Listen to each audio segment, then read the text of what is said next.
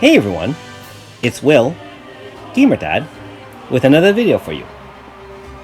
So after pulling AS Nagi, and if you want to see that, I do have a video of that on my channel, we're going to take her for a ride and assemble an Earth-based team in order to take on Melvillithan.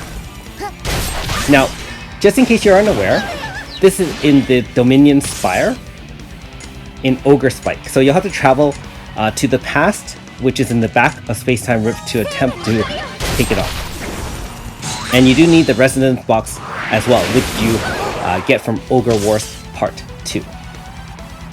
Anyways, it's not vulnerable to anything else except for Earth-based attacks. So if you bring any other element, it literally is resisted. And it also has an RNG type moveset, so it can use Ocean Force to boost itself, which can occur after any attack.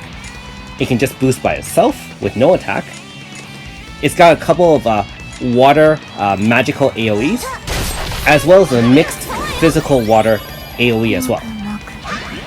It also has a single target stab attack that can deal a lot of damage, one hit a character if unmitigated. So you can see we're starting off with AS Nagi's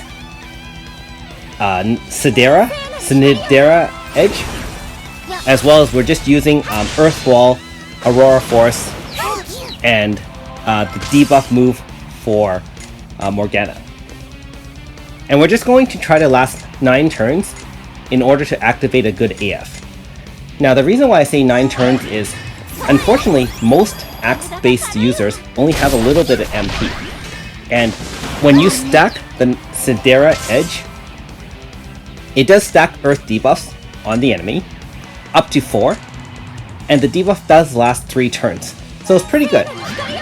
The problem is you also have to watch out that the Ocean Force stacks don't overwhelm your team.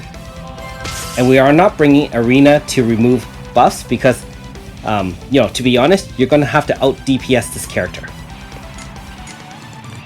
So I will say, this battle does take a lot of RNG. This is my first successful battle after a lot of trying, and I did try a lot of different strategies. This seems to be the most effective strategy. So we're just going to do the Sinidera Edge for 4 hits, stack 4 debuffs, then we use Strangle. And Strangle basically does a lot of damage in 1 hit. And it increases in damage based on the number of stacks on AS Nagi. So those are tentacle stacks.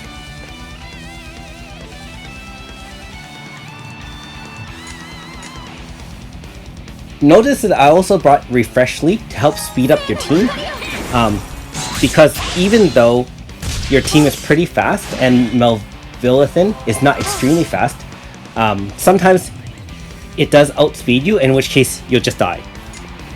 Note that there's also a pain status, so Refresh Leak does help with that. And you do have healing mitigation either through Myris, if you so choose to bring Power Heal, or in the case of the healing move for Morgana. It is also important to note that you do need Aurora Force and Earth Wall up for most turns in order to survive. So you can see I have used Strangle already, and we're going to try to build another 4 stacks of tentacles onto AS Nagi. And the strategy is to, after you build up 4 additional stacks, we're going to try to build 1 large AF, and then at the very last move, when the damage is greatest, we're going to unleash the last Strangle hit. Now, if you also look at my rotation in bringing in Valor Chance, you want AS Tuva to come in last because of her 40% water shielding VC. So you can see that the Strangle did over 350,000 damage, and that's quite a lot.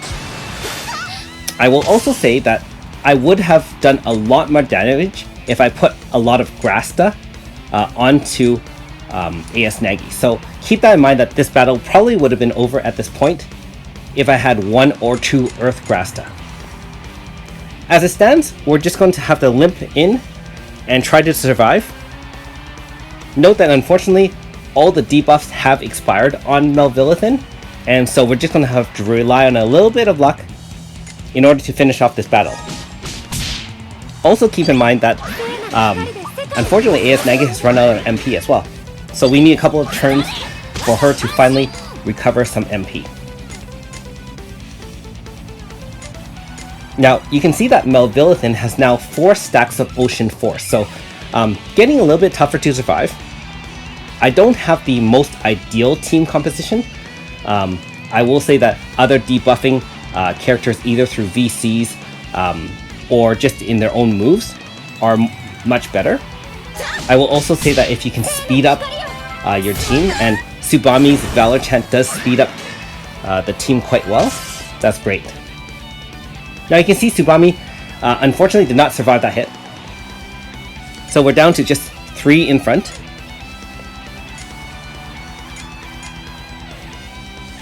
And we're going to try to keep up our defenses. Again, Earth Wall. Keep in mind that it's not just 50% water defense, it also has a 15% physical resistance buff as well. Every little bit helps at this stage of the game when we're taking on optional boss enemies.